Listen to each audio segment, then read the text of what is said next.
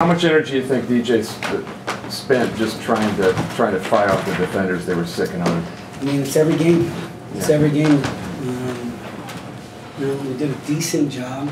We didn't defend and rebound, but we did a decent job, getting the ball up for the most part. 11 turnovers. I'm happy with. Not bad. Yeah, I'll take that every game. But at some point, you just hope they stop making threes. That's the best they've shot all season. And I give them credit. Maybe for the first time we actually made shots to start the game. Yeah. I think it threw us off. We're used to being down 10-2 and grinding and playing defense.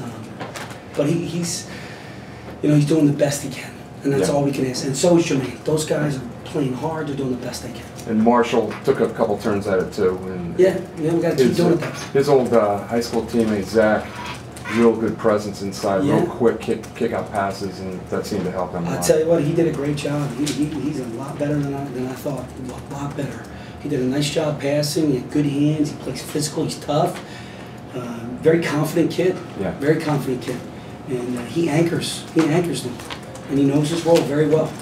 Coach Gene, he's done a very good job with them.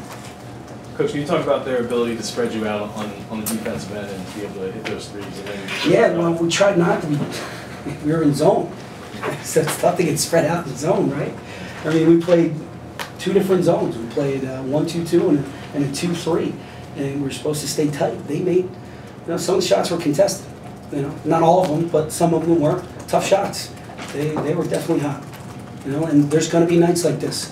Last time this happened to us was Indiana, and we were still in the game. It was Indiana, I think, hit 15 threes. These guys hit 16.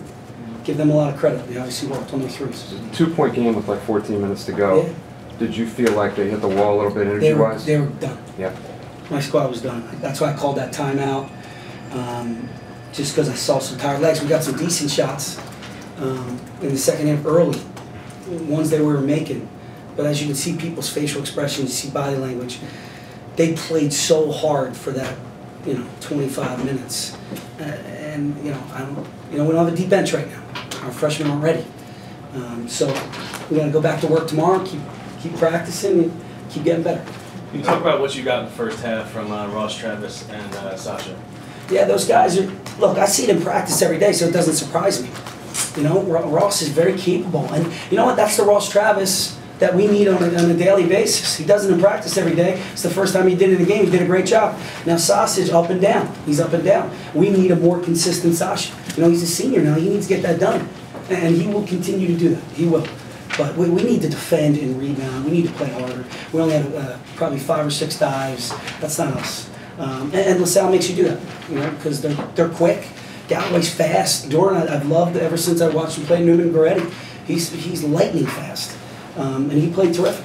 He's a heck of a player. And he's only a junior. Scary. Talk about the play that led to the technical foul. Just trying to inspire the team. It has nothing to do with the refs. They did a great job. Do you think they handled the atmosphere starting this game off well, hit all their shots practice? I was very proud of how they handled their first road game. As a coach, you always, especially on the road, trust me, last year and this year, you want to start off somewhat well. Make a layup, a 3, get to the free throw line. We did a good job doing it. Unfortunately, the game's 40 minutes. It's 40 minutes long. And we got to sustain that. I say we use the term persistent intensity.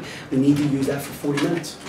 Go ahead. No, you've pretty clearly chosen, this is your home turf, it's Philadelphia. You've chosen to kind of stake out a slice of land here and try to build this program around a piece of this place, which is really tough to do. I mean, a lot of people are in here doing the same thing. You're going to keep doing this? I mean, I guess you probably are. You're going to keep playing here? We have to be here. We have to. That's why I took my team around and showed them the corridors, showed them what Penn State, Big Five, the history of the Big Five, and what Philadelphia basketball is all about. And they need to know that. And I want to be a part of this. I want a piece of this. I want to play Philadelphia teams. It can only help us. My whole thing is we got to get prepared for the Big Ten. No matter win or lose, who we lose, doesn't matter. Prepare yourself for the Big Ten. These are great teams. When I was at Villanova, they prepared us to play in the Big East. That's why you can go on the road and beat the UConns and the Syracuses and the Georgetown. That's what you did. And we never said it publicly, but the Big Five prepared us for that. first game as a head coach at the Palestra where you watched your brother play and probably saw tons of games. I mean, what was it, the whole experience? Awesome. What a man. I'm drenched. I'm soaked. Awesome. I think I went through 2 towels, 4 bottles of water. Great stuff. I love it. I can't wait to play back here next year.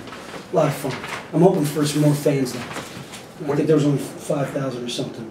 4,300. Maybe next year we'll get a couple more. We use the Paul play here. Okay, thanks, Coach. Got a couple Penn State players available for about 5 more minutes.